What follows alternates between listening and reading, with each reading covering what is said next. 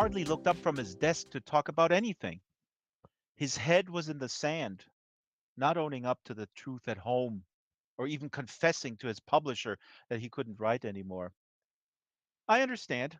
It's soft and dark down there, and we've all done it. Even Mom, ignoring her own body as she succumbed to her cancer. I wanted to pull Art up by the hair and scream at him. Nut has never existed in isolation. She has always been our past, our inheritance, our legacy. You know it now, we both do. Her heart was warm with his blood, not just mine, and perhaps her charms were inherited from, this was the first time I used the word, parents, hardwired into her being. And did this mean that she had an awareness of these quirks, did not like herself, did not like us? But I never said any of that to him, never out loud. But I told Nut. I whispered it deep in her ear, late each night when the house groaned in the winter winds and the world slept. Hello there, and welcome to the Second Life Book Club. That was a little excerpt from Composite Creatures by our guest, Caroline Hardaker. And this may or may not be a mother talking about her child, talking about some difficulties in her marriage with her artiste husband. But it may be much more. It may be something extremely creepy. It may be a story that is really uh, an incredible feat of creepiness that increases over the course of 260 plus pages. This is the Second Life Book Club, and the audience is not with us. Let's go inside and meet them. This is the house where Nora and Art reside, where they form their partnership in marriage and maybe a few other things. There's a sticker here on the door. What does this mean? This Unk symbol. I don't know if the camera can see this. It says, "We are the future." Hmm. Well, I don't know. Shall we get in there? Yes, I think we shall.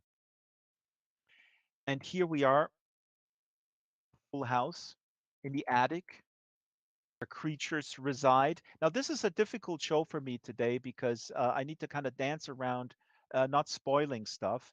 But since the title of the book is in fact composite creatures, I think it's safe to say that it's not giving away too much. That in the book there are creatures and um, they kind of live in the attic.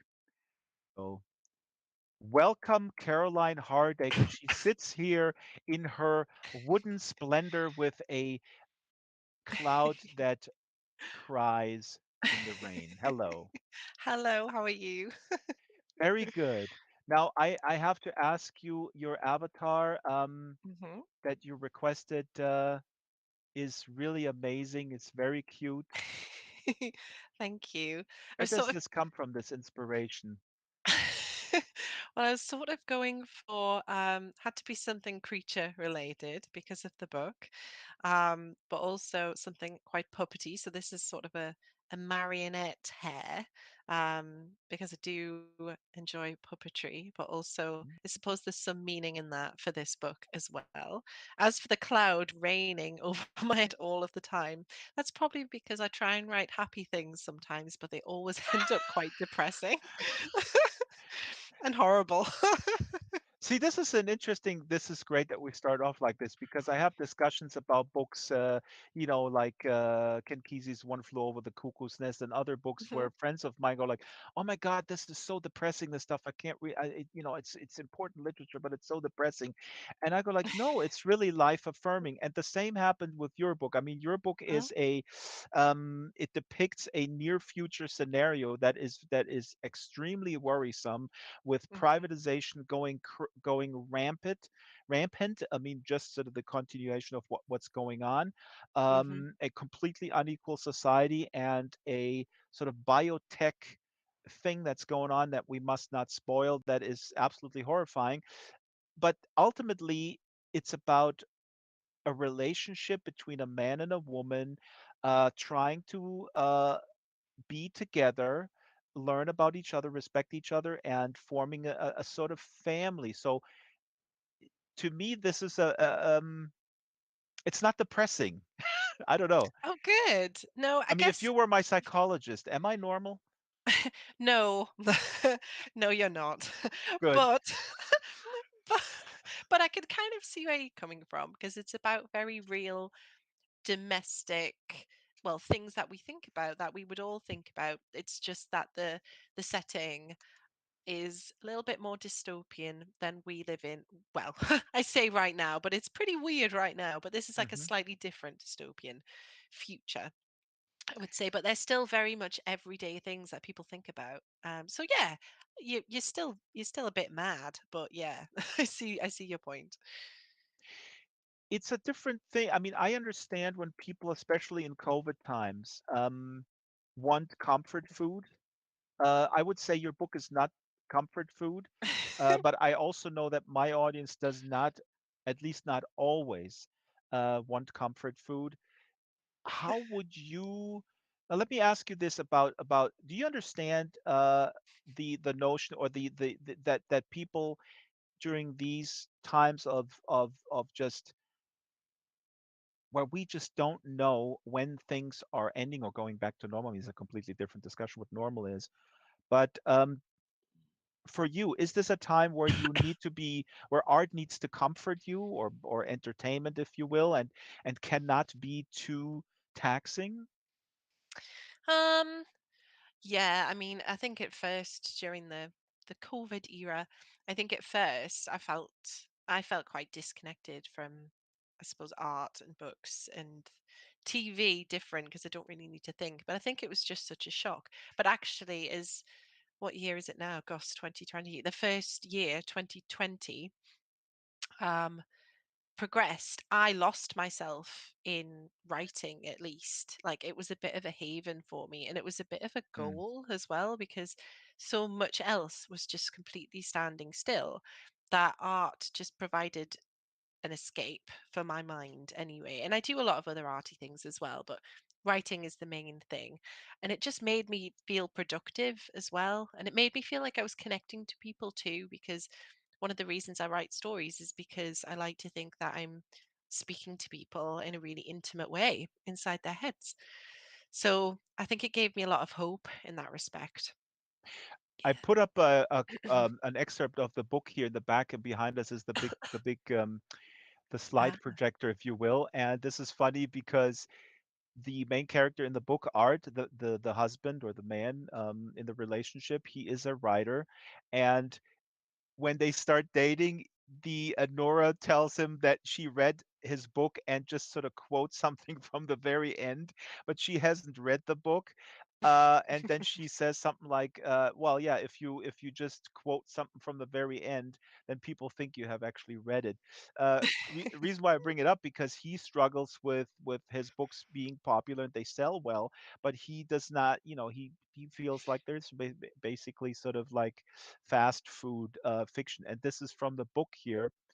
Um, from what I can tell, even people who have read them, the books, art books, they forget what they're about straight away. That's what art says. But commercially, it works. People don't retain the plot, so they buy another. And it doesn't matter how similar the stories are because no one remembers. yeah. I told Yeah. one of my favorite authors who was here a couple of weeks ago that Mhm. I loved his book so much, but I don't remember the plot.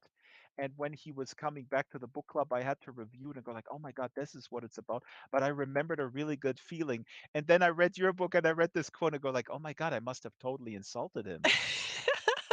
I don't know.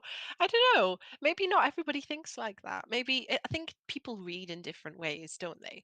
I Yeah. like I really like books that sort of hang around in my head afterwards. Probably most of them for negative reasons because I feel really disturbed by them. But I like that. I like feeling slightly changed. But I know lots of other people who do like reading just to be entertained and they don't care about things sticking around and they're happy to read say a series where the main character does pretty much the same thing every book, and they like that, they enjoy it. It's I just would not my actually thing. also say that they probably, if they like it, they probably could recall the plot. Uh, Probably could, probably right? I could. mean, it's not a foregone conclusion that you buy this book because you can't recall the plot. Maybe you can recall it in detail. You just want that same. I mean, there's people who can completely probably do a podcast about a McDonald's cheeseburger and describe it True. for 45 minutes. Yes, totally true. Wait, But you Danger Dave is sorry, I step on mm, you, but I gotta read this here for people who don't see it. Danger Dave says, in regards to normal, normal is a setting on the washing machine. That's mm, pretty good. I like Okay, that. sorry, go ahead, Caroline. Yeah, I've totally forgotten what I was going to say now. Yeah, it's gone. No It's problem. gone. So as I was saying, this is a remarkable book in many ways. You keep up this mystery over a Mhm. long time. I swore to myself I won't spoil it. It's mature storytelling, as I call it, because you don't give in to whatever people perceive as the attention span that you have to cater to. Increasing sense of unease and creepiness. But I'm wondering now, if Mm. you how do you explain this without spoilers to people, like in a nutshell? Like, what would you say, in Silicon Valley they call it the elevator pitch. You're in an elevator, you have 12 Oh, seconds. yeah. Oh, you have a little bit longer here on this show, but No, honestly, I'm the worst. And I think a lot of writers say this, but I am actually the worst at doing this, particularly because I like writing things where initially you don't really understand what is going on.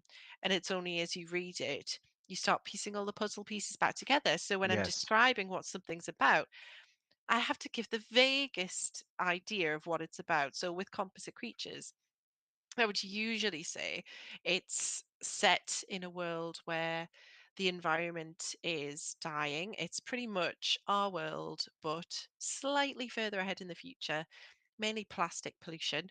There's no animals about, everything's disappearing. The grass is yellowing, the sky's got a funny lilac color. You can hardly see the moon anymore. And it's a very domestic story about a woman called Nora in her 30s who meets with a guy called Art or Arthur, and they start building a life together. But this life seems very artificial in lots of ways, Hmm. and they buy a house, they and schmooze each other's friends, they go to their appointments at their private healthcare clinic, which is very exclusive together. Everything seems okay, and then they get a delivery of a strange furry creature, which Furries. We like furries here in Second Life. yes, Yes, I'm go ahead. sure. And then they take it inside and keep it in the attic, which is the attic we're in now, and keep it very secret. And you don't know the nature of this creature, but it becomes extremely important. And that's usually what I'll say, because anything else, and I'm sort of saying a bit too much. No, this is very good. See, you did an amazing job without spoiling this. And let me just say, and I say this on the book club every time, as a reader, now in my early 50s, I enjoy language. I enjoy the journey. And I understand, because when I was a teenage reader, it was all about, again, we're talking about plot. It was all about sort of then the payoff needed to be really big. Um, Mm, I, I when we talk about spoilers, we usually talk about something that makes it worthwhile that we invested. And especially with TV shows, we all know the phenomenon where people get extremely pissed off because some showrunner made a choice that the viewer says, this sucks. Oh my God, you mm. ruined like 40 hours of my life, the investment. And I just think that that is really quite sad, because that just means that the journey is not really enjoyed, right? Mhm, I mean, mhm, did you labor over this? I mean, it's a different. Everybody labors over beginning, middle, and end, but mhm.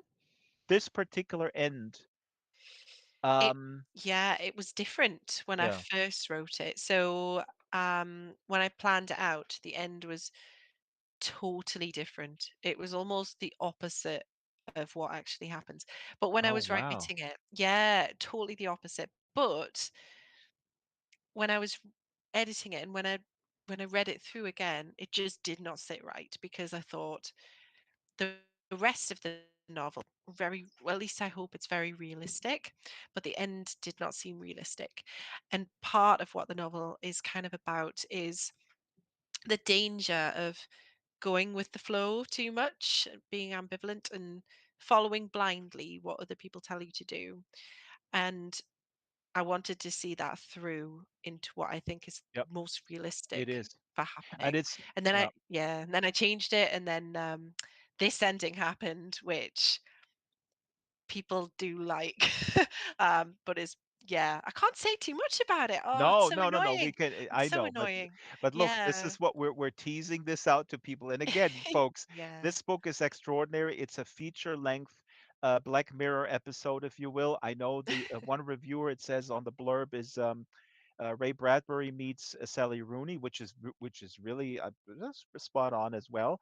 Um, you talked about the at the course this relationship and between Art and Nora, and it's a relationship that is artificial and kind of forced in a way, and it does change, and then love comes in, or maybe even I guess the attempt of it. But there's so many good quotes. I pulled a few quotes here.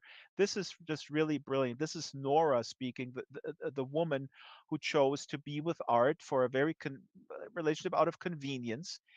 Mm. And here she says, and so you adapt.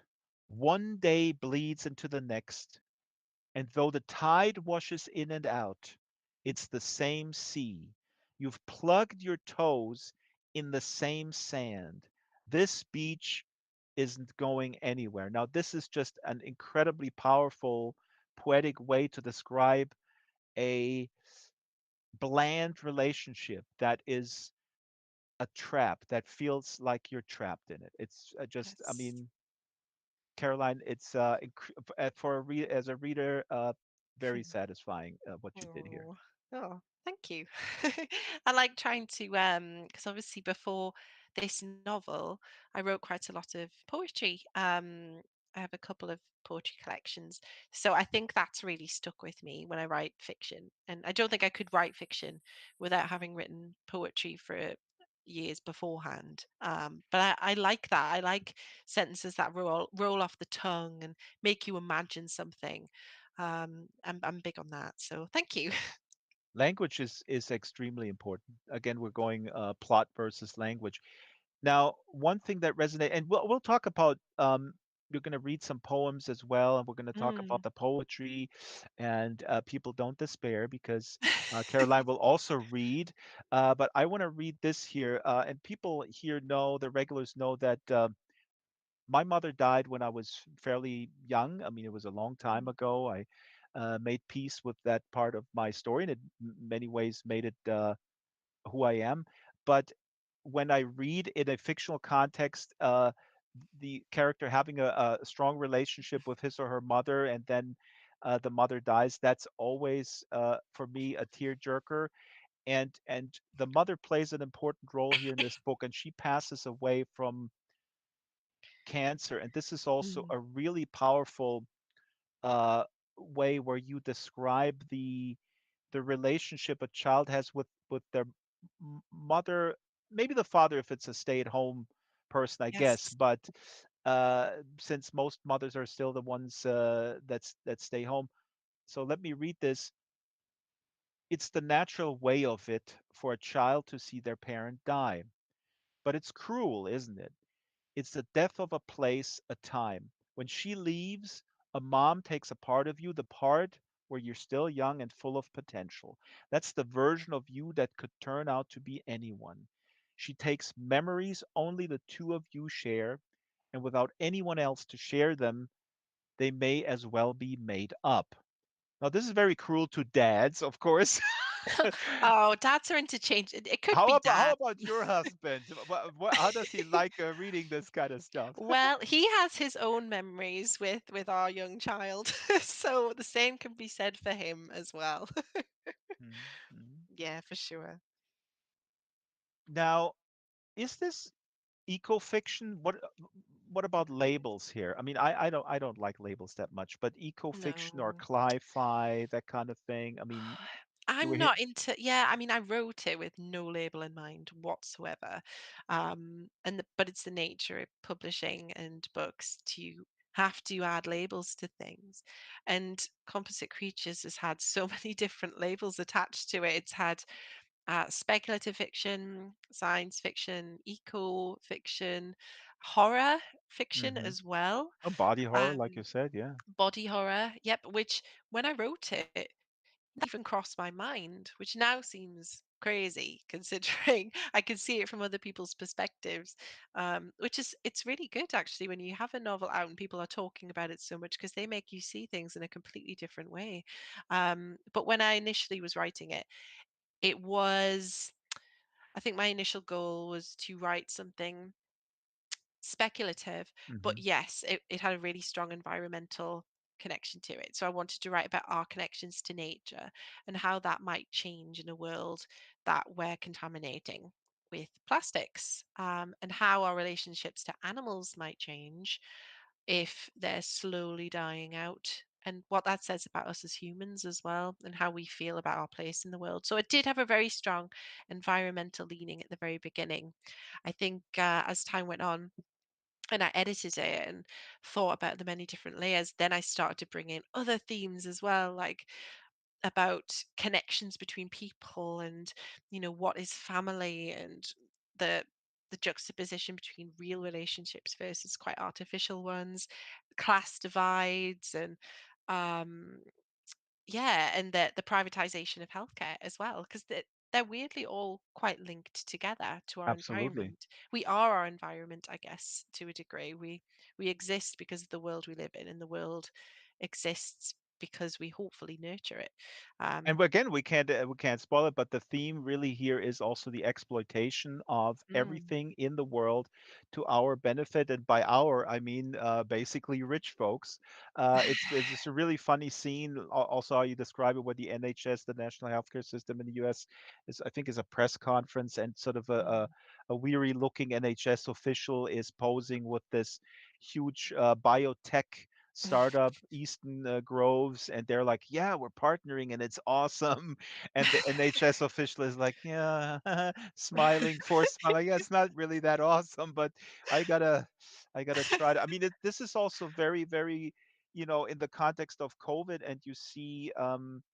In the U.S. context, mhm, where we are half American in my family, and we discuss how the current and the previous administration present themselves on TV, and that kind of like hyping these sort of public-private partnerships, and enthusiastically sort of like, yeah, we're doing this with these guys, um, and you go like, well, maybe you guys, it's cool that we have this vaccine, and it was that mhm, fast, but could we maybe give this to the world, or maybe how about them not completely reaping all the profits, because we have actually, as taxpayers and as citizens, have invested a lot in the R&D, if you will, and mhm.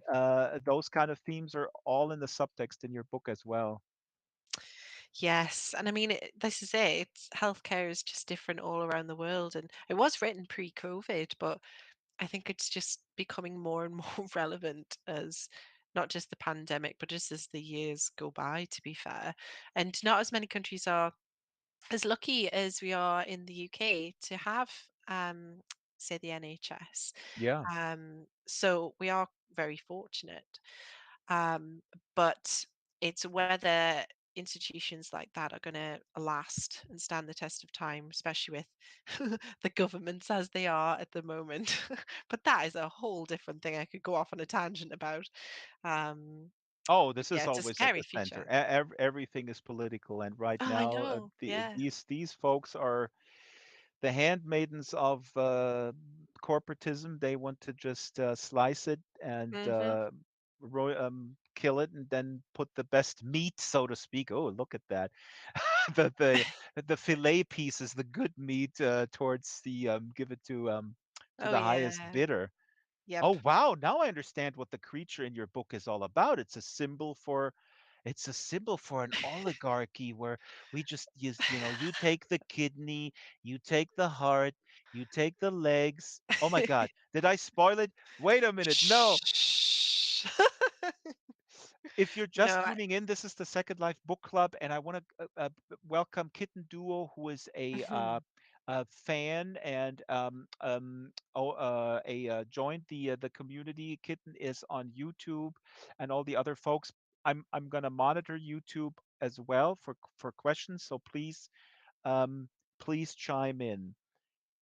You said in an interview that Shyla prepared. She was looking through interviews, and you actually did say hmm about animals. I want to read this. Let me look this up here. Okay. Our relationship to animals is broken because animals are also disappearing. The birds went first. This is also in the book. You look in the sky, you see lots of birds flying past, but we don't get that anymore. And that has consequences on the world as it is. But that is also in the book that all the birds are gone. hmm And you say, I always think with animals that what happens to animals is a bit a sense of what might happen to us a little bit further down the road. hmm And I asked you Yes. off the air earlier, relationship with animals. This book may make me a vegan. Are you a vegan? No, I'm not a vegan, though morally I should be a vegan. I've been dairy free for a while, because my baby's been allergic to dairy, so I've had to avoid dairy as well because I feed him.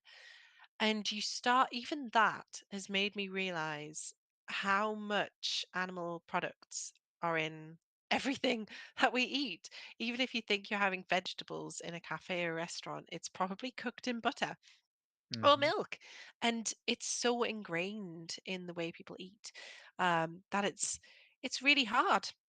And I have friends who are vegans, and they're they are the most healthy people that and happy people that I feel like I know. So really, I should be a vegan, and I'm trying to. In my household, are trying to like cut out meat as we go, little by little, and eating more vegetables and meat substitutes. But it's difficult. It's difficult Yeah. when you've had it your whole life. But I'm a huge animal lover. And yes, if you read the book, you'll realize that, oh, I can't even say it, but basically, there's elements of the morality of using animals for certain things comes up, Yes. and Yes. The I morality, yeah, absolutely. And it really, yeah. you're forced to kind of tackle these questions. Yes, and it's just so ingrained in our way of life that it's difficult to make the snap, the cut. Lots of people do it, and eventually I do want to do it. Vegetarian first, but then the more you look into it, you really should be vegan if you're vegetarian.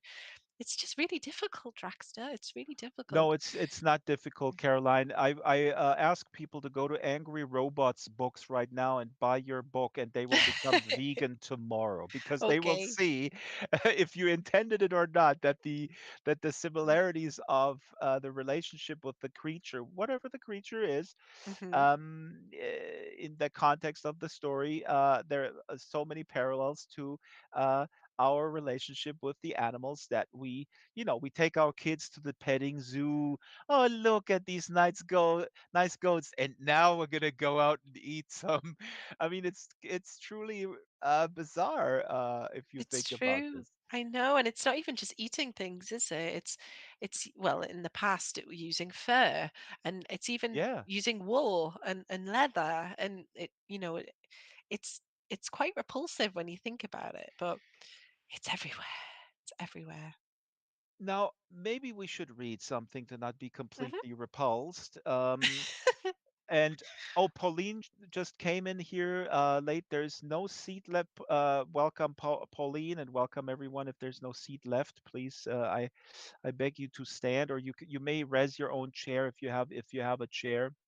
Oh, Danger Dave is saying here, vegans. That's vegans who eat honey. Yeah, I've never heard of that. Mm. Mm.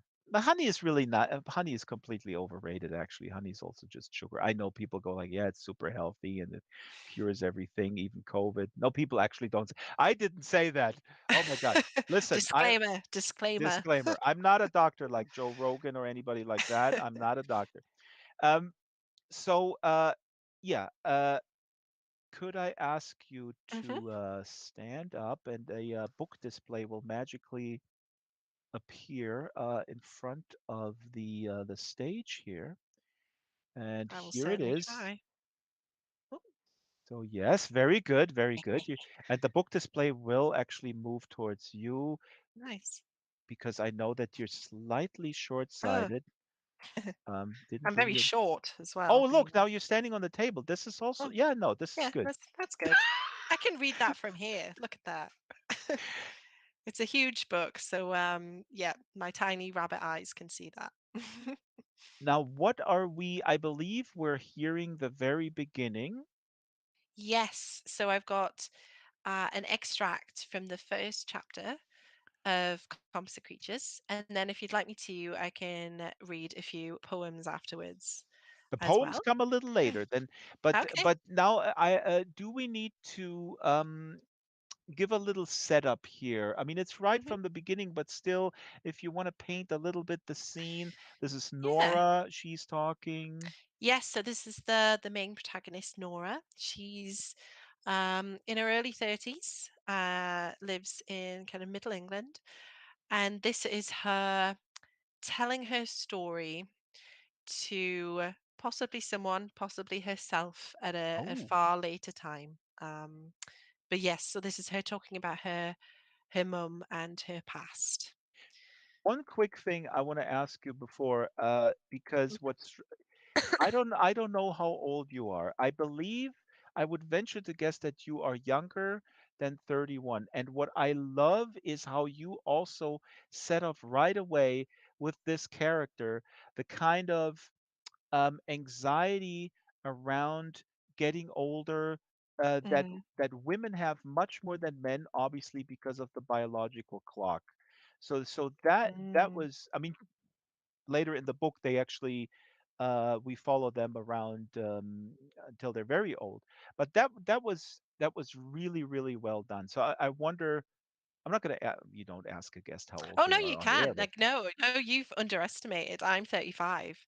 Um, oh, yes, I'm okay, nearly so you've been there 36. done that, and also you have children, so you Mm, went through that phase. Okay, good. yes. So, but when I wrote it, I would have been how old would I have been? Probably about the same as Nora, actually. So I was probably about 32. So just broaching that 30s threshold. Ah. But yes, I'm seasoned now. I'm nearly 36, don't you know? So I'm getting on. Well, then I'm also okay. Then I'll take back my compliment that you were able I to know. put yourself I, into the shoes of I a was all woman who's I know. I was panicking almost about not going religion. to say anything. I was just going to be like, no, I'm just going to take that You go compliment. like, yeah, I, you know, I wrote this book when I was 15, and Oh I'm yeah. able to. I'm that good. I'm that no, I'm really not that good. So no, pretty much just telling my life. But Rocks yeah. in the audience says power to the 1986, 1987 kids. Yes, Ah, 1986. Woohoo. cool. Found my tribe. Okay. Okay. I'll start reading if you like. Okay, okay, yes. Okay, so this is the first chapter.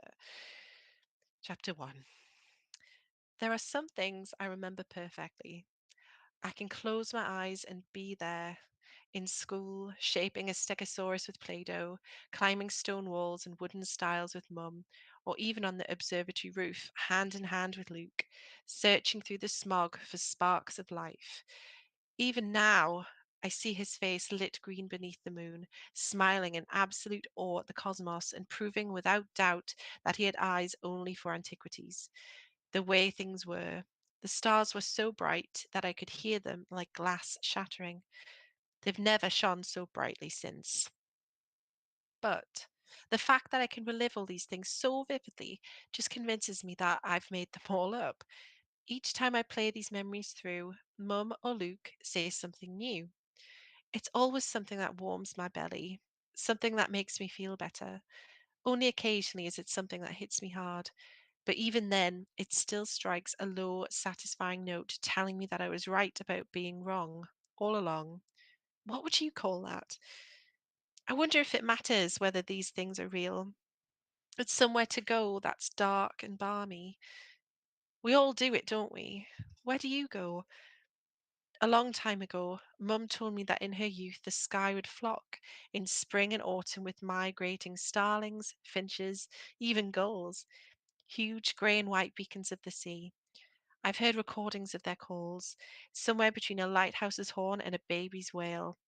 I sometimes close my eyes and imagine how it would sound as hundreds of gulls moved across the blue like shot spray, all wailing to each other out of sync, ghosts that swam the sky. I think it would sound like the end of the world. Over the years, Mum had collected all the fallen feathers she'd found in the garden, on the roof, in the gutter.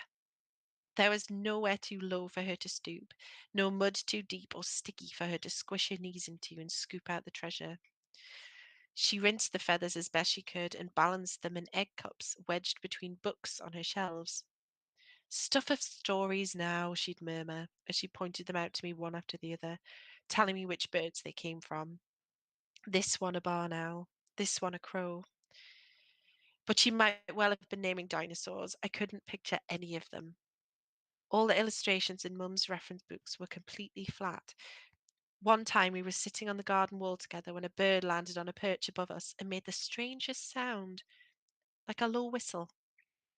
I'd never seen anything like it with its fat grey form and striped underbelly, but Mum just laughed at it and clasped my face between her hands. Are we supposed to think that's a cuckoo? The little patchwork prints. You can almost hear the clockwork. I felt silly then and didn't look back up at the cuckoo, but I kept listening for a telltale tick that never came. Perhaps Mum could hear something I couldn't. Still, I continued to stroke Mum's collection of genuine feathers, gliding the silky fronds between my fingers. Something about them always made me want to pull away, but Mum encouraged me to keep going, to know what they felt like. But it was confusing for me. Was the feather still alive, like the bird had been? I wanted to stick their sharp shafts into the skin of the back of my hands and wave them in the wind. Be gentle, Nora, she'd whisper. They're fragile, and who knows if we'll find more. I wished I could see inside her head. I could almost feel them, her thoughts, or at least the shape of them. She was my mum. But the things she said, the things she lifted from mysterious drawers, they were from another world. She looked up to the sky for things I couldn't understand, always through her old binoculars, heavy black things held into shape by stitched skins. She liked to shock me with little facts. Things like, when I was little, the sky was full of diamonds that you could only see at night. And me and your gran used to lie on our backs and watch fluffy clouds go by. You could see shapes in them. And if you asked the sky a question, it sometimes told you the future. The more stories she told, the less I believed her, and sometimes gently pushed my hands in her belly, saying, "You're fibbing, tell the truth." But she'd just shake her head so her red curls bounced over her face and promised that it was the truth. She'd seen it with her own eyes. One night, she even told me that the moon was as white as a pearl. At the time, I didn't even know what a pearl was, which seemed to make her even sadder. She pulled me to her side and pressed the binoculars to my face. Keep looking, Nora. The birds, they might come back. They might. I don't know if I believed that. The birds had just stopped. It was their choice. There was always a muddle of reasons for it over the years: climate change, lack of habitats, a faltering ecosystem, the fact that the earth and sky were turning plastic. I remember when I was little seeing on TV the reports about initiatives to encourage the building of bird boxes and custom annexes on business premises. Children's TV shows had segments where the host showed you how to build your own bug hotel or bird feeder out of an old pine cone. But I didn't know anyone who managed to actually bring anything to roost. Later, after I'd discovered the joy of watching the world through Mum's binoculars, I did ask her when it had all started. The fading away of wildlife in the sky and in the soil. But she just looked out the window and squinted her eyes against the white grey sky. It all happened so gradually, She said, "I don't think any of us noticed until they'd gone." And that's Caroline Hardaker reading from Composite Creatures. Yes. Thank you, Caroline. You can sit back down. This is really amazing. This is right from the beginning, setting the tone of this world, and then it goes from there. Now, again, we spoiler alert. Not going to spoil anything. The woman Nora who tells the story enters in this relationship with a man who is Yes. a writer, and that writer is uh, confident in the sense that he mm, kind of makes a living with his books, and she is kind of doesn't know what her direction is, right? hmm Yes, he's an American writer that comes across to the UK for reasons which become apparent later, but it's to do with the healthcare program that they're both a member of. And he is very definite in what he wants from his life, and he wants to write some sort of magnum opus, but he writes kind of pulp fiction. But it's Hmm. something to strive for, and he works hard at it. He's quite successful. He's very settled and secure in the life that they're building. Whereas Nora, she struggles. She watches him have this purpose, and her mother had this purpose. She was an artist, and Hmm. actually, in this attic, I can see behind you, we've got Yes. paintings I in was gonna get racks. exactly. We have Yeah. paintings. They play an important role when the mother dies. She actually Yes. then sort of saves these paintings, and this is so important that you're pointing this out. The people that surround Nora, they all seem to have purpose. I mean, some of her friends are kind of floundering a little bit, I Mhm. guess. Her Mhm. friend Aubrey studies sociology. I found that line incredibly funny. I'm bringing it up on the board here. uh, when they're in college. Aubrey always wanted to do the thing she wasn't doing. What's the use of sociology, really? It's fucking people skills, isn't it? And I find that hilarious because I studied sociology for Did about you? for a semester, and then people convinced me to actually apply for the conservatory, and I thought I wasn't good enough, and they Mm, said you can do this, and then I was like crash course in trying to make the entrance exam, and then I made it. But when we studied sociology, we literally were standing around the street, and all these other students were like, "Hey, what are you guys doing? You don't have classes to go?" And we were like, "Yeah, we're just observing people, man, because we're studying sociology, and this is all we need to do." And so I thought that line was hilarious. Oh, I mean, I did English literature and all we did was read about people. So it's all very similar. But the thing about that No, but character see, but you have to read as sociology, so we I didn't even have to read. We're suppose. just standing there and observing what people did. Well, I guess the thing about that character, because you're right, like they all do have their own purpose around her. So, her mum's an artist, her partner's this writer. That friend in particular, Laura, she might be flitting about, but she's definitely searching for something, and she's a person of action. So she tries Mhm, to do things and to change things. Whereas Nora, I think Nora, her main goal is to be happy and safe and settled and feel secure. mhm. And so as a And result, maybe she that's why the mother role is comes yes. kind of easy to her. Well, exactly. And I think she is searching for that role herself in other people. So she's lost it in terms of her own mother, and she feels a little lost. So the Very healthcare anti-feminist novel, by the way. not Really kind of intentionally. regurgitating the patriarchal relationships. Oh my God. I'm just Oh realizing this. no. Well, No. yeah, obviously, that was all totally intentional. No, You're it was just a not. tool of the patriarchy, I know. Caroline. Look at me. I'm an actual physical marionette. What did you Yes, expect? yes. Oh my God. No, um, everything comes clear. I think I was writing a lot, maybe without thinking about it too much, about people wanting to be led. And not everybody feels like a leader in their own life. Not everyone Yes. feels like they are the protagonist in their own world. So they're often looking for someone to hold them and comfort them. And Nora finds it in terms of the healthcare program, Eastern Grove, which her and Art are both a member of, but is is more than that. These organizations are emerging in this book where they are a healthcare organization, but they want to help you with lots of different things in life and guide you. And that's where she's trying to find home. And they are really playing on that.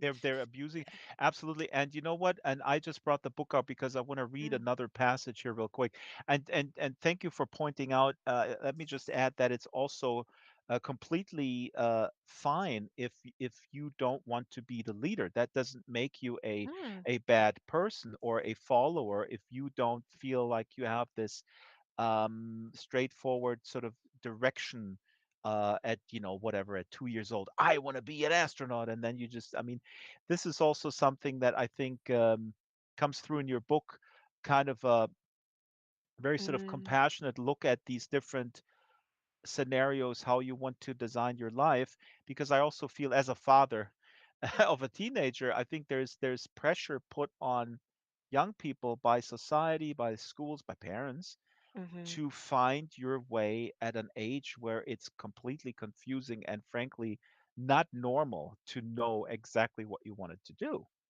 right? Yes. Yeah. Totally. Oh, the things that you're expected to make decisions about at 16 and Yeah, for 17 or your rest 18. of your life, Oh, exactly. What it's do you want to study? What crazy. do you, it is completely insane. Totally crazy. Um, yeah, nobody has a clue. Well, if you do, you're extremely lucky. But most people aren't in that position. I know I wasn't. I was a total dreamer at that age. I just somehow thought in the back of my head, everything will be fine. I remember thinking that. I had no actual practical plans, not at all. Um, Self-hypnosis. No, that's good. Uh, Danger Dave says here in the local chat, how many mm, sociologists does it take to change a light bulb? None. They just sit and watch it change on its own. nice, nice. I want to read one page of a dream that the Mhm, protagonist has, and I think this is so brilliant. And it's a dream that the kind of the relationship, a relationship of convenience, where at least Nora tries to come closer to Art, and Art tries too. Actually, we should say they both try to, like, they're going almost through a manual, what to mhm, come closer to each other, but they don't really manage it. I mean, it's also an incredible metaphor for a world where dating apps tell us, and I'm mm, not totally anti dating apps, but I do find it a little troublesome that they replicate sort of a very sort of neoliberal framework where we just sort of a la carte choose who we want and what we want, and then if that doesn't pan out, we just ditch them and swipe to the next dude. But anyways, this is a little excerpt here from this dream. There is a quicksand situation or an earthquake. As our shovels meet the earth, the ground started to sag and give, sucking us into the deep soil like quicksand. We threw aside our shovels and scrambled against tumbling rock and stone to escape. Now, this is Nora talking about her and her husband in the dream. When I turned to check that Art, her husband, was safe, I saw that he'd climbed onto the opposite side of the sinkhole, and we were now separated by an expanding chasm. Making a megaphone with his cupped hands, he shouted at me to jump across to meet him, presumably because his side of the garden was the one with our house in. Though he must have been no further than 10 feet away, his voice was distant and echoey, as if he was calling from across a vast lake. A brilliant metaphor for a troubled relationship. Am I right, Sure. audience? I mean, come on. It's maybe it's on the nose in the best possible ways. A chasm and the megaphone, and you don't hear him, and he's on the side of the house. Yeah, You know. totally. Yeah, I mean, I'm big on dreams because I've always had really weird dreams. Yeah. Always, and I used to write them down in a book years ago, and doing that every day is How did you do this? Please tell us because I'm struggling with it. I have a dream journal next to my bed, and I want yeah. to, like, I want to do this, and then every time I'm waking up, going, "Oh my God, this is awesome! I gotta write this down." I go like, "Nah." I Well, mean, how did? the Yeah, that's what you have to do. You have to do it immediately. Otherwise, it's gone, or at least most of it is gone, and you only remember how it made you feel. So you yeah. have to do it immediately. And the act of writing them down, I think this is proven, actually helps you remember more dreams. So I had about two big, thick, sort of like a page a day diaries that I used to fill in with what I dreamt. And this was a while ago. And then as soon as I stopped, I'm not sure why I stopped, I started to forget my dreams again. And then every so Hmm. often they'll come back in waves. And if I tell people about them or if I do something with them, they keep appearing. But my dreams are weird. I don't dream about normal things. They're always, when I tell people, sometimes I think I'm telling them about a really exciting dream I just had, and then people go, "Oh my god, that's horrible." Well, that's Are horrific. they about to call the police or the Yeah, I psychiatrist? know. And Hmm. yeah, now that I think about it, when it's like Composite Creatures and me not realizing that that had a big body horror element to it. Sort of my dreams. um, and it's only when I tell other people that I start realizing how disturbed I actually am. But I don't know what that says about myself, but maybe I shouldn't question it too much. Oh, you shouldn't. I think this is, with No. if I mean, I could go on a tangent with niche interests in terms of music, for example. Mm. That people go like, "What you can listen to Lutoslavsky? That's just noise to me." A little Brett here says in the local chat, Mm. uh, I, um, "I remember my dreams more often than others because I often write them down. I dream odd things too, everything from purple horses to the seven dwarfs from Disney." That's not so. The question is what they're doing. Are they like killing each other or what? Or what, little Brad? Be more specific. But my question was actually like, how do you? I mean, Mm. I know the answer. The answer is discipline and avoid distractions and just do it. Yeah. Uh, but it's still it's just It's hard. that's it. That's the only thing that works, I think. If you're someone that tends to remember them when you wake up, you have to do it straight away. You have to, because even on days when I was doing that journal, I would, if I waited an hour or two and thought, I just want to get up, I want to get something to eat, I want to just, do my day first. When I came to write it down, I'd have like 3 lines. I wouldn't be able to remember much. I'd remember the gist, but I wouldn't remember the narrative. But the more I did it, as soon as I woke up, I wouldn't even get out of bed. I would just lie there on my side Right. and write it. Um, I would remember a whole story and it would fill the page, sometimes even more. So you just basically just got to do it.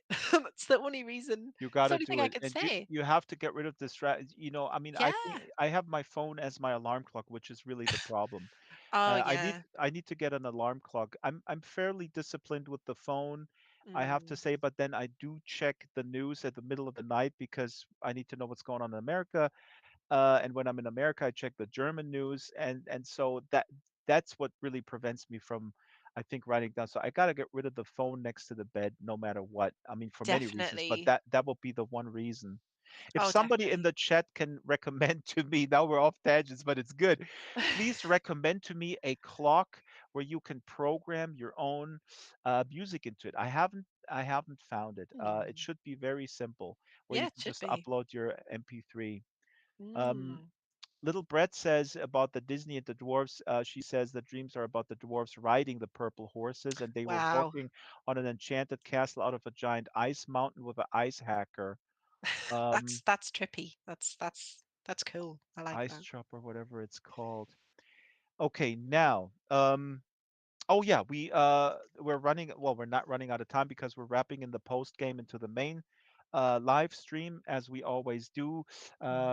Let me also say again, you're listening to or you're watching the Second Life Book Club with Caroline Hardaker, and her debut novel is Composite Creatures, out from Angry Robot Books right Yes. now. We have a bunch of people in the YouTube chat that want to come in world, but I think we posted the slurl. There's still room, so come on in. Um, just real quick before we go to reading some poetry, what Mm. I found interesting, also as tie-in with the current era, the COVID era, there is a in the middle of the book, this private biotech healthcare company is announcing a new service where older people with incurable illnesses can actually sort of euthanize Mm. themselves, if you will, and then donate their organs. And I'm going to read Yes. this here real quick. This is, I think, where Nora is watching TV and she sees this announced on TV. A new development in the gifting of life, she called it, the TV announcer. She continued to explain that a new program had launched officially today, and now older people with incurable illnesses could offer to donate their organs to the young as replacements or spares. These persons in prime had to be a blood relation and compatible, and in return, the older donors received a premium to fund their funerals and settle their affairs. I mean, this is unbelievable. I mean, this is the end game of capitalist exploitation. Older people who can't afford their funerals. Here's like, hey, you can just we'll off you, and you just give your stuff to the people who have life in Yep. them. And what this reminds me of, I remember a politician, an American politician, very shortly after COVID, after it was clear that uh, we have a global pandemic on our hands. He was suggesting, and I have to look this up who he was, but he was basically suggesting to throw grandma off the train to save the system. Wow. Um, and obviously he didn't say it that way, but he was pretty explicit about older people who had uh, their lives pretty fully lived, and if push comes to shove, younger people have more rights to be sort of saved in the context of care and whatnot. And I mean, we do live in this world. The German government and the American government, they have issued statements that are very close to basically saying if the hospitals are full, disabled people, who cares? They are a burden on society anyways. Again, I'm editorializing here. Nobody has said this explicitly, but this is where the Mm. train is really headed. Danger Dave says, throwback to the movie Logan's Run. I think this is a theme that you have in a lot of fiction, but we are heading towards this dystopian scenario, and I'm sure some of my disabled friends who are dealing with their healthcare system would argue we're in that right now. Mm. Yeah. Yeah, So it's hard if you're anything other than, well, as able-bodied. able-bodied, or what the book would describe as, persons in prime. You're seen as outside of the remit, and you're not.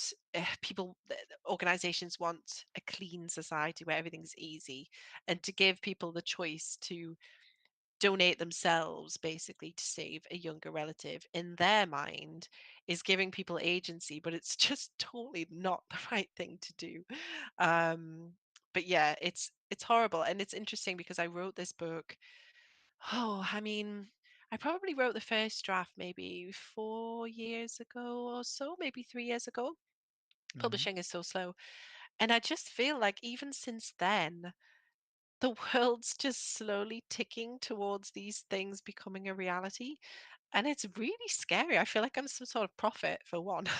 um but it's awful. Well, Carolyn, I think this depends on where you're situated in society. I would argue Mm, that there's a lot of people in on the lower end of the socioeconomic spectrum where mm, for them this was always a reality. oh Or yes. when white people say, hey, the cops are kind of mean to me, a black person says, what are you talking about? Yeah, uh, exactly, yes. Eh, Berrigan says here, in the chat, this is interesting for the American context. He says, Mm, suddenly certain parties became big fans of death panels.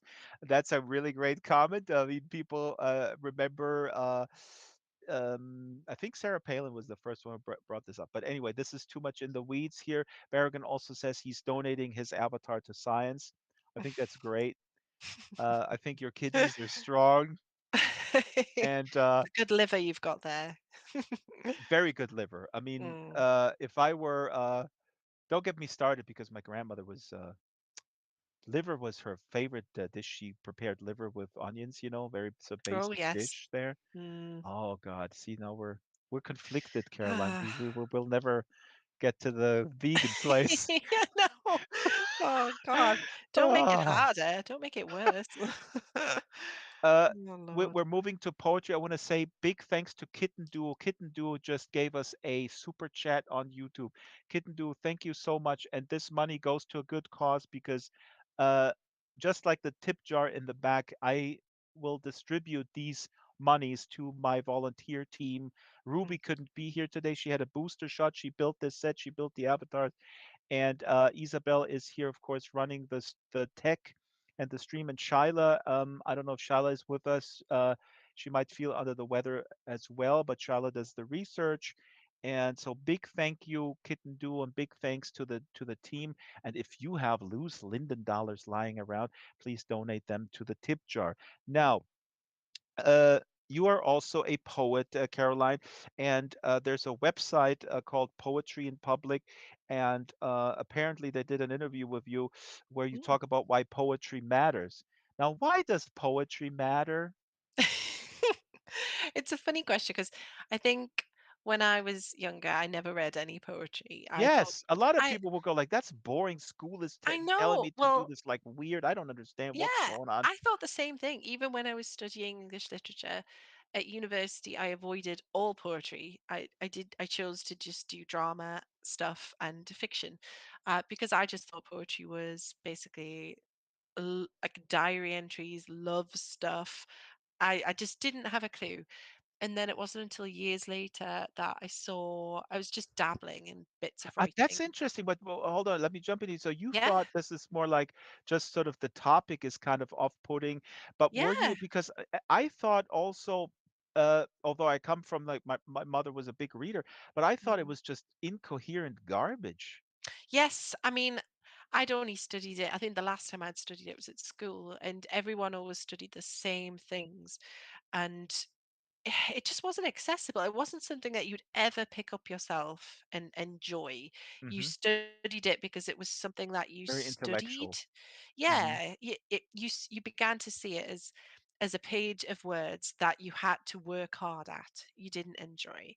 Hmm. But and I always thought they were about things just which they just as a person in their young 20s, they just didn't apply to me too much. Or it was all lovey-dovey stuff and I was like, "Oh, no." Later I saw that there was an open call for poems about they were about like witches and monsters and I was Hmm. like, "What? Aha. People write poems about other things?" And then I discovered that there was actually there was science fiction poems and fantasy poems and oh my gosh, it just opened up this whole world of basically miniature stories. Hmm. And I had a go and absolutely loved it. And to me, poetry ended up being this medium where again you can talk to people in the deepest recesses of their head using as few words as possible and create these images The where image, you're yes. yeah and you're even if you're talking about something as everyday as the sun or the moon, you're writing to inspire awe about that thing. So you want to make people see things in completely different ways and make people feel things. And so to me it's such a powerful medium, and without having done that for a few years before writing fiction, I don't think I would have had this the basically the ability with words to write a fiction piece, because writing poetry meant that I'd worked so hard to hone something on one page and think about perfect word choices and rhythm and pacing that I was ready to write a novel. So for me, it was important in both ways. It's It's important for the master reader and carpentry. us. Now that you're talking, I just Exactly. realized this Mm. master carpentry. You're sitting there with the knife or with your tools, and you're going like, nah, I need to chisel away a little bit over here and Yes. over there. Yes, and because it's all on one page, it's a great thing for a writer to start with, I think, because editing a novel, if you've written 80,000 words and then you have to think, oh, right, I'm going to have to somehow go through 80,000 words and work out what I'm doing. That's a terrifying prospect, or at least it was to me. Whereas if I'd written, you know, 15 lines on one page, you can just sit there with that one page and just look at each line individually. And it's more it seems more possible. So yeah, I mean, I still write quite a lot of poetry now for different reasons, and some of it's been turned into lyrics for opera as well, Right, you're libretto. a librettist. Yeah, so and that just came from the poetry side because I don't know much about opera at all, but it was amazing to see my poems, which in the case of that were all it was a piece called Folk Tales, and they were about folk figures, mainly women in mythology and non-binary figures um, through different cultures. And seeing that performed and sang on stage was amazing. Just amazing to see something you've written performed. Like, couldn't believe it. Yeah. This is really fantastic, and also then with music. Uh, there's a lot of comments here in the chat, and Little Brat is asking a question here. But before that, Mm. Danger Dave, who is very vocal here, he said he posted 23.7 thousand haikus on Twitter. His Twitter handle is at haiku hair. And here's one of the samples. The moon is lonely. Airplanes simply fly on by and don't say hello. And Oh, another one is the clouds can bite me. I live in the Texas sun. Hell is much cooler. I can imagine that. Yes. Now, Little Brett is asking, what's your favorite thing to write poetry about? You were getting into that a little bit. Personally, I like to, says Little Brett, personally, I like to write poetry about things I see or think about, or things you have to think about what it means, like self therapy. It's self Mm, therapy to her. And then yeah. she actually adds, but as a teenager, I was afraid of reading other people's poetry because I was afraid it affected my own poems. So, two things, Mm. yeah. Yeah, I can understand that because I think a lot of people are natural mimics, and the more you've got to read a wide variety of stuff because I'm the same. If I every new book that I read or every new collection of poetry I read, quite often I come out of it thinking, this is the best thing I've ever read. And I think because I see something new in it, and then you're inspired by it, and you have to work hard at not just copying it. So Hmm. I counteract that by reading lots and lots of different things. And then it all becomes muddled, and I end up just writing with my own voice anyway. Um, but I like writing poetry about all sorts of things. I guess most of my poetry again, like Composite Creatures, goes down the weird route. So my first collection is a bunch of poems which are all connected by bones, different kinds of bones, Hmm. whether it's bird bones or the bones of a mountain. They're all kind of mythic, folkloric. I do write a lot of science fiction poems as well. And it was actually from a science fiction poem I was asked to write for a magazine in Edinburgh that I ended up writing Composite Creatures because I thought, ooh, that could be a short story. And then I thought, actually, no, maybe that could be a novella. And Hmm. then I thought, no, as I started to bullet point some ideas for it down, I thought that could be a novel. And then I ended up writing this book.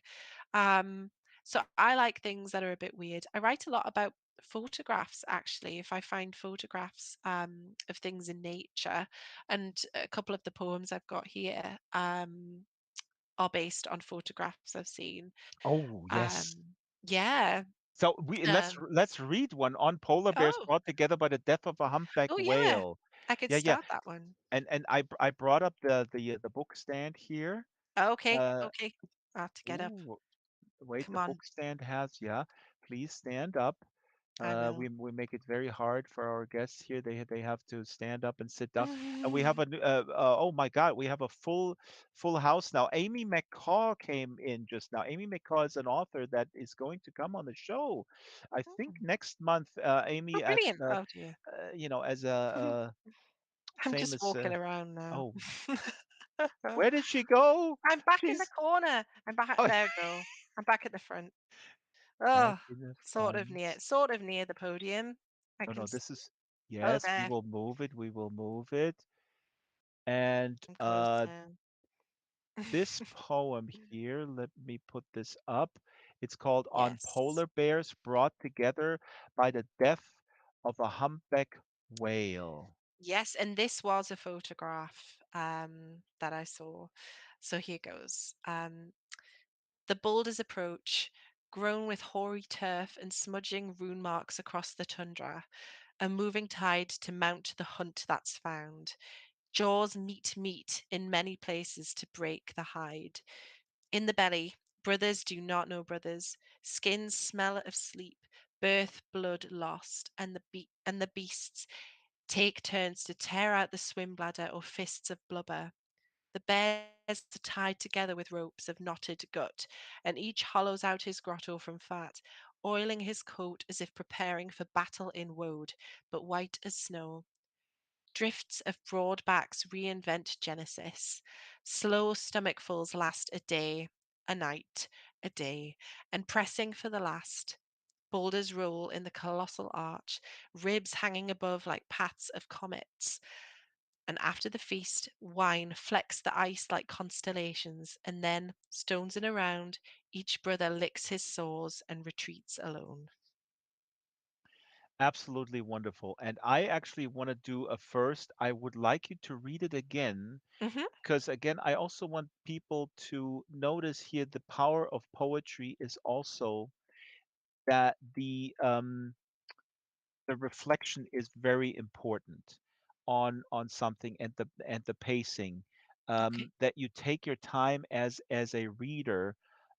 This is something here comes the didactic part of the book club. Caroline, my mother was a teacher, so I'm sorry, but Ah, but here's how you have to do it, people. No, but reread stuff and let it sink in, reflect on it, come back okay. to it. We live in such, I'm not telling you, Caroline, you know this, but No, I'm learning. my students here in the audience, look at all the creatures. We have a creature here, ovum organi, I don't know what that means.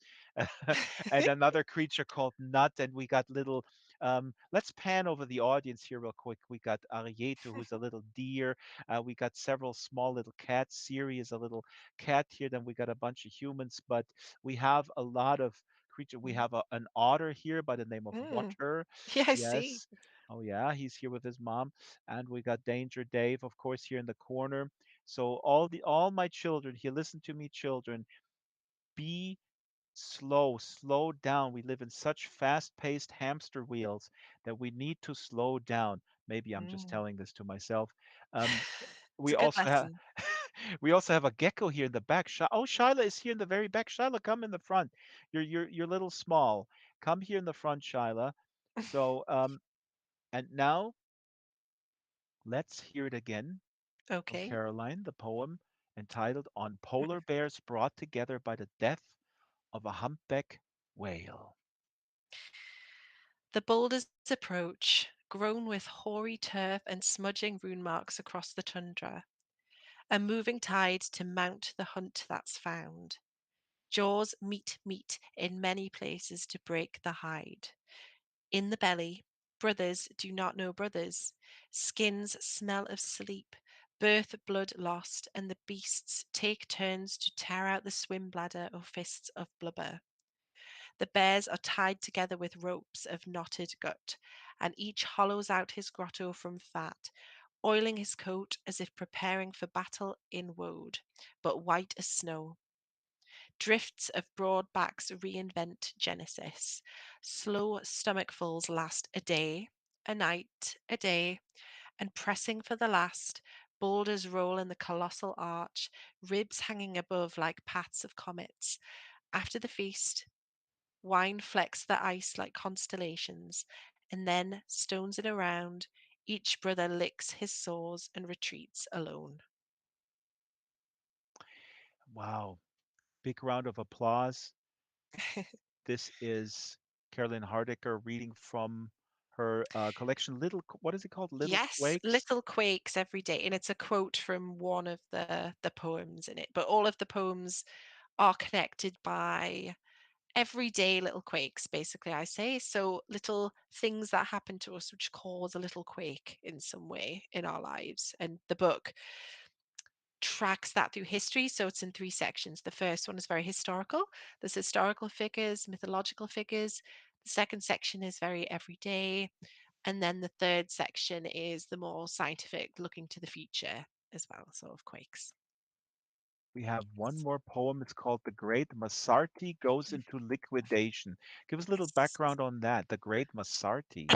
So Hmm. this was a real person. So Thomas McCart, I think he was called in real life.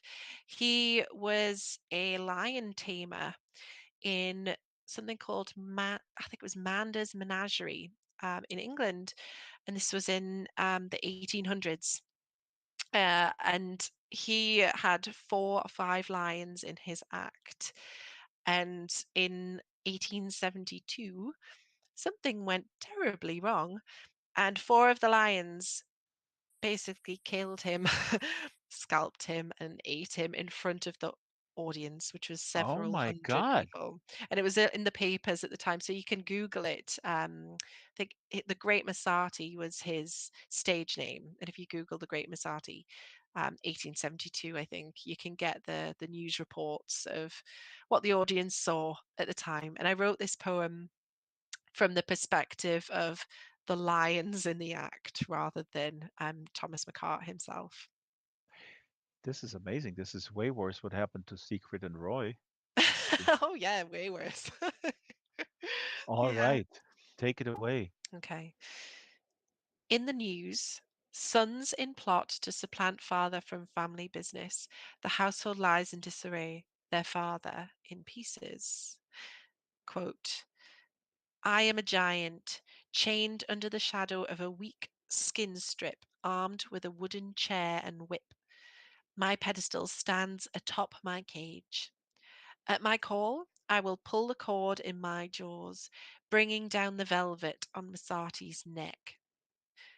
I hear you, brother, and taste the rise of murder on the licks of our father's fire wheel. His stump smells of pulled muscles and triumph. I'll leap through the rings of rib to hunt the heart. His talent will linger long on my lips. Oh, lustful blood and skilful execution, I will hold his hip in service to my brothers. Allow me to eat the bowel, and I will step down to the wings when the time comes. Masati's belly in my belly, an echo on an echo. My brothers, I love my father, but I love you more. I am the dancer far up stage, eyes to the clicking of your clogs, while mine misstep a second slower. I will take Masati's mane for my own, limp puppet strings and manhood on which to graze. Wow. The great Masarti goes into liquidation. He did It's indeed. over for the great Masarti. Yes. Oh my God. Okay, so we got to do this again now, and everybody close their eyes. Again, this is so wonderful, Caroline. Thank you so much because it really Oh. shows that what is so powerful, what I'm trying to get across here with the book club also is just the sheer joy to create worlds in your mind's eye Mm. through the word on the page. I mean, this is an incredible thing that we humans, we don't know if creatures can do that, do we? I guess we kind of know, right? Or they do they? Well, they can't read really. So, No. well, I guess if my dog sees like dog food or hmm I um, guess it's colors, isn't it? It's colors and images and pictures and memories. I think memories are quite powerful in these things, even if things can't read. yeah, I wonder if he can just create this story in his mind's eye with all these characters. You never know. Well, maybe one day we will, but at the moment, I don't think we'll know. Not today. Not today, You're Drax. right. And we only have 10 minutes left in the program. Thank you, Caroline. I can read between the lines. It's not time to digress on if animals, if they would read poetry, could they actually envision in their heads the world that is conjured up on the page. So please read this again. And again, this is Okay. from Caroline's collection, Little Quakes Every Day. This is The Great Masarti Goes into Liquidation. Yes. In the news, sons in plot to supplant father from family business. The household lies in disarray, their father in pieces. Quote, I am a giant, chained under the shadow of a weak skin strip, armed with a wooden chair and whip. My pedestal stands atop my cage. At my call, I will pull the cord in my jaws, bringing down the velvet on Masati's neck. I hear you, brother, and taste the rise of murder on the licks of our father's fire wheel. His stump smells of pulled muscles and triumph. I'll leap through the rings of rib to hunt the heart. His talent will linger long on my lips. Oh, lustful blood and skilful execution. I will hold his hip in service to my brothers. Allow me to eat the bowel, and I will step down to the wings when the time comes. Masati's belly in my belly, an echo on an echo. My brothers, I love my father, but I love you more. I am the dancer far upstage, eyes to the clicking of your clogs, while mine misstep a second slower. I will take Masati's mane for my own, limp puppet strings and manhood on which to graze. Oh boy, disturbing. Yes. Now, as we're wrapping up the show, we have a few minutes left, and people can ask questions here also in the chat. I want to ask a little bit about the imposter syndrome Mm, and craft and confidence because it came up last week with a few friends. So let me get rid of this book stand, and you can sit down again if you like. cool. Um, before we talk about this again, Caroline is the author. Her debut novel is Composite Creatures. We have a lot of creatures here in the audience, and Caroline will not reveal how the creature that is in the book looked like in her mind's eye when she was developing the novel. Um, Arieto designed here these two put together these two avatars that are representative for the creature in the Mm, book. One is called Nut.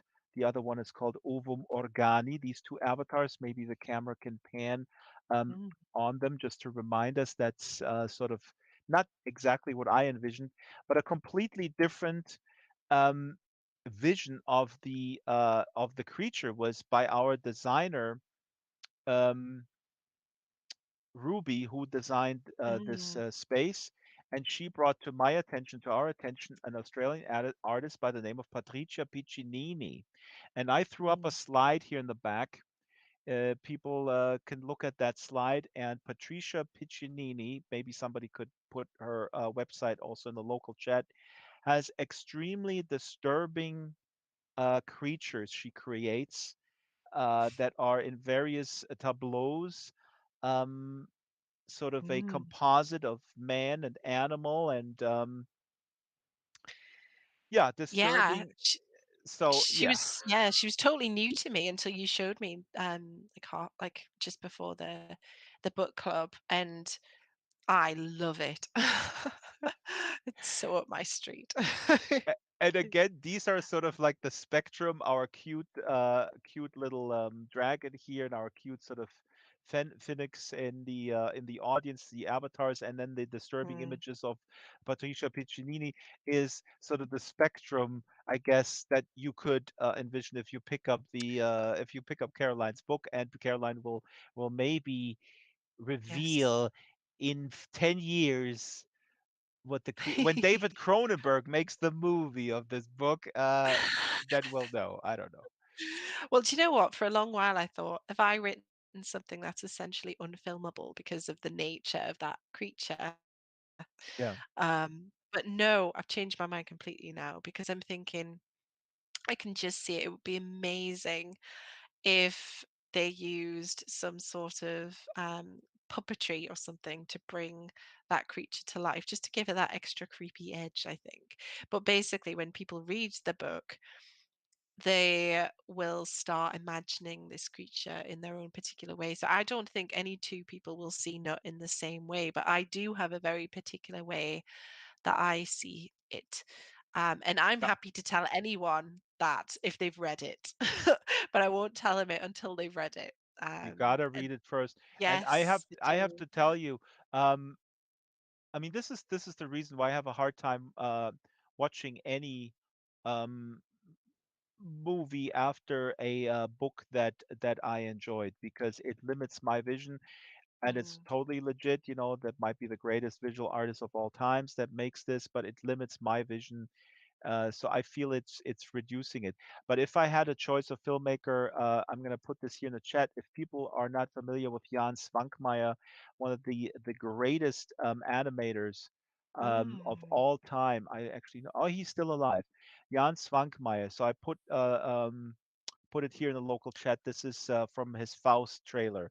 He would be absolutely perfect. Maybe the creature Ooh. could be created with animation, and he does Mm. stop motion. He actually did a movie called Little Otik. Okay. Oops, sorry. I'm going to put this also here in the chat. This is Little Otik. You can check this out, Caroline. Maybe you give him a call, Oh, and he definitely. would be brilliant, I think, for the movie. Oh, I love stop motion stuff. That would be brilliant. Oh, can't wait. Can't wait. It's gonna Oh, have to happen now. we only have 4 minutes left. How do you deal with imposter syndrome when you get up in the morning and you're a published author? Do you feel like, or you have to go on an intellectual show like this one where you are facing probably the most well-versed person in modern literature, myself, and no, I mean, I mean, also, and Oh, then yeah. added is also sort of the marketing, because I talked with a few friends of mine, and it's not in the. I think it's rather rare when artists have the ability to market themselves. I don't think it comes natural. I think it can be trained, Mm, but it's not a natural thing to hype yourself and sell yourself. I mean, you got to be, if you have that narcissistic streak. mhm. Well, I guess you could be like a vocalist for a heavy metal band, I guess. Talking about Axl Rose, although he's a cool guy. But anyways, take it where you will. Imposter syndrome and marketing yourself. I think I used to have terrible imposter syndrome, and I still do in a way, but I'm a lot better than I was because whereas before I thought, I can't say I'm an author, I can't say I'm a writer, a poet, or a novelist because I'm making a million excuses for myself. But Yeah. now what I've done is I've changed in my head the idea of what a poet or a novelist or a writer is. And I write novels, I write poetry, I write every day. That makes me a writer, but also what I think an author is someone who has to work at it to get better all of the time. And you see that through any writer's back catalogue. If they go from the beginning to the end, how much they've changed and their styles evolved and their subject matter's changed as well. That it's an evolving process. And I'm evolving as well. I'm learning all the time how to be a better author, how to do things more skillfully. So for me, I feel like because I am learning, I can happily say I am an author because that's what we do. We watch like you watching all of those people in your sociology course. We watch what we're doing and we watch other people, we observe things and we learn and then we But by try and work have to, things. you mean you're driven to it, right? That's Oh kind of what yeah, you mean. definitely. Hmm. And it's yeah, totally. Like I can't stop doing it to a degree Hmm. and that's another reason why I feel like not as much of an imposter as before because I, like so many other people, feel the need to do this and to write for people and to Hmm. speak to people, but also to think about things and put them down in written form. So it's a bit like philosophizing over many, many things. That's part of being an author as well. It's not just being an author is not just being someone that you see at book signings. It's someone that wants to think about things and tell truths in a story format. So it's more about the process for me. So that's the way I try and convince myself that I'm not an imposter is say it's about the process, not necessarily about the results or the success at the end of it.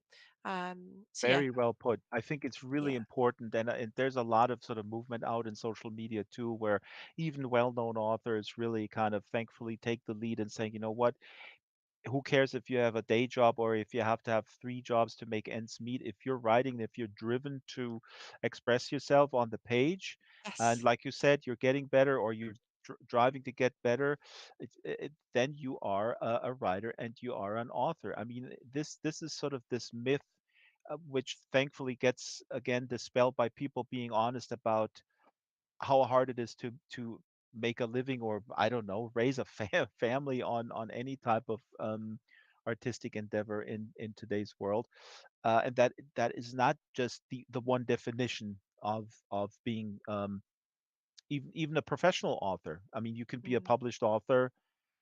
Anyways, thank you. mhm. This is a very well put. Yeah. Oh, We don't get into self market. We'll do this next time. The Oh, self-marketing the thing. self-marketing Yeah, thing is just one of those cringy things that you do and you get better at. And I yeah. think like when Composite Creatures first came out, I would get so nervous. And even though a lot of it was in Zoom because it's, it's COVID, I'd be blushing so badly because I do that all the time. I'm such a blusher. Um, I just have but to overexpose the camera. Nobody notices. And in Second nice, Life, nobody nice knows. See, trick. yeah, Yeah, but just need a big white bulb. That should help. much better is to ditch those Zoom meetings and just do virtual world, metaverse, Well, I've cyberspace learned type that things. now because look Absolutely. look at my hair. She's not scared. Yep. But it's funny, you do get better at it, and it's still cringy, and I still don't like the sales element of it. Yeah. Because that's like so many writers, that's not what you're in it for. Yep. You want to tell stories, you don't want to tell other people how great you are. But it's part of the cycle. And to be fair, some publishers are really good at not putting you under any pressure and only putting you to things that they think that you'll enjoy, and doing it things in other creative ways. So not everything is just standing up and saying, "Hey, I'm great, like listen to me read." Sometimes it's about writing a nice article about a theme associated with the book, or something like that. um so you get better at it as time goes on, and then once you've not done it for a while, you do get nervous again, but you just have to do That's it. what I have to do. It's I, like I writing those dreams down in your journal, Drax. I'm gonna You do have it to do today. it. This is the day when I'm gonna start. People hold me to it. Send me message. I find it sad. I encountered two authors that were, to me, anyways, seem to inhabit or absorbed a marketer's type of attitude. One author, very Mhm. talented author, says to me, when I approached her, and she emailed back, like, yeah, I would like to do it. It's interesting that people are still interested in this book. I mean, I wrote it a year ago and the 8-week marketing window is over. And I felt really sad at that statement, because to me that shows like that there or it signaled that she had absorbed the marketers, and again, Yes. this is the marketing person's job, and that's fine, and it's great that we can outsource it to that person, and if that person is good, then that person does a good job. But if you actually, as an author, write something just to fit in this 8-week window, that is Mhm. very sad. I mean, you're describing it with your character with Arthur. I mean, he's struggling with his pulp that he puts out, which is successful, but he wants to write the great novel that stands the test of time. And I would argue every artist in the world, even the airport author, whatever their names are. I always forget, like James Patterson. I don't want to Mhm. diss James Patterson, or the other guy, David Baldacci. I think they also really want to. I mean, they live. They don't count money all day. They also want something that Oh, of lasts. course. Yeah. And, the idea that you spend maybe a year or 2 years or even 10 years with some people writing something that's Yeah, going to be out of interest in 2 months and then out of print in 2 years is a heartbreaking thing, because not only have you put so much work into it, you there's part of it, I think, where it's wanting to leave a bit of a legacy. I think when you write something down, it lasts forever, or at least you want it to last for a long time, even if it's not forever. So to think that it's all over in 8 weeks is pretty crushing. But you do hear that a lot when you bring out a book. You hear that the first 2 months are like the pivotal time.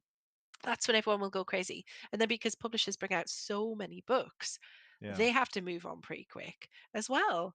We're So just content yeah. producers in a content Ah, it's hamster wheel. awful, It's awful. absolutely awful. And again, I mean, it's really like, I don't. There's a lot of blame to go around. Nobody, like one person or one entity. We drive that too. People who go like, "Oh my God, COVID 2 years. I ran out of Netflix. What am I gonna do?" So we all drive this sort of wagon with our, I don't know. We can't be bored for a split second. That's the end of everything. Give us content. Give us stuff. It's I mean, true. it's a vicious cycle. It is. And I mean, I'm quite lucky because I think Composite Creatures has already started to stand the test of time because it came out Yes. last year. It came out well, soon it'll be almost a year ago.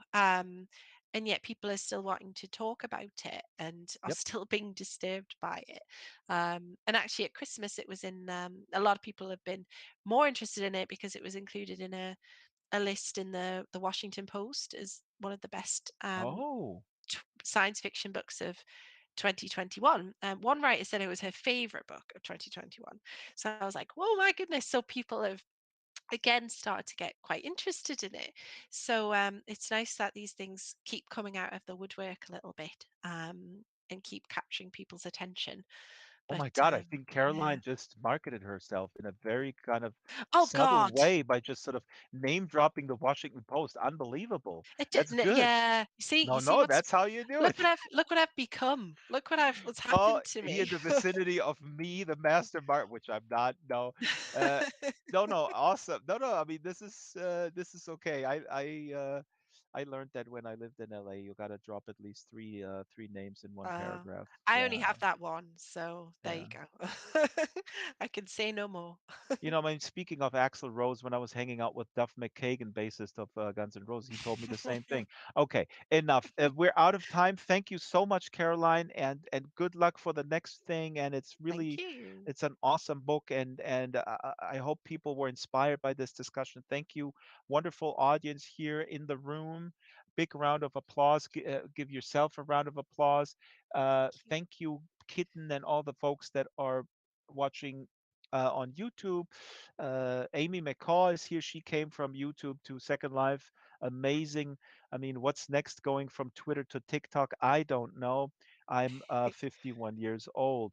Now, please subscribe and consider to join the Draxter YouTube channel. You can watch all the book club stuff, and we have 3 memberships there as well for all the other content. Oh my God, I hate that word. Welcome, Kiara, by the way. She came in late. Glad you made it. Let's go through the credit slides here real quick.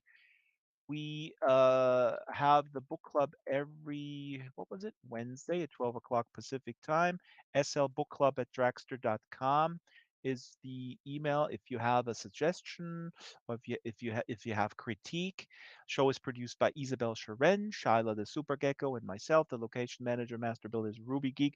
Avatars are made by Ruby. Research is by Shyla the Super Gecko. We have tons of sponsors, but I could really have to update this slide.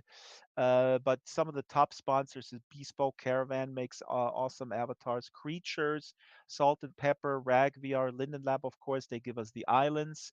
We're not sponsored by Linden Lab. I just want to make this clear. We're not getting paid by Linden Lab in Linden dollars, but Linden Lab does give us these islands for free. So that is very much appreciated. But I just want to dispel the notion that I or anybody here on staff gets paid by Linden Lab. I am a Linden Lab contractor, but I'm not getting paid for the book club. Book Club at dragster.com, Discord, calendar, Flickr is all around the islands. Please, run around the archipelago. Check it out. There's this huge gallery of all the authors that we had so far up in the sky. Now next week we have no guest because I'm in the tail end of editing my movie.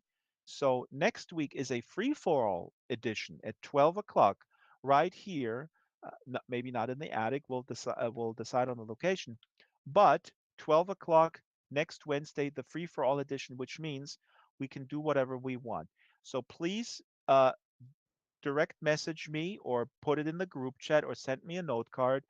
My idea was book presentations, very brief book presentations of your favorite book. Come on in.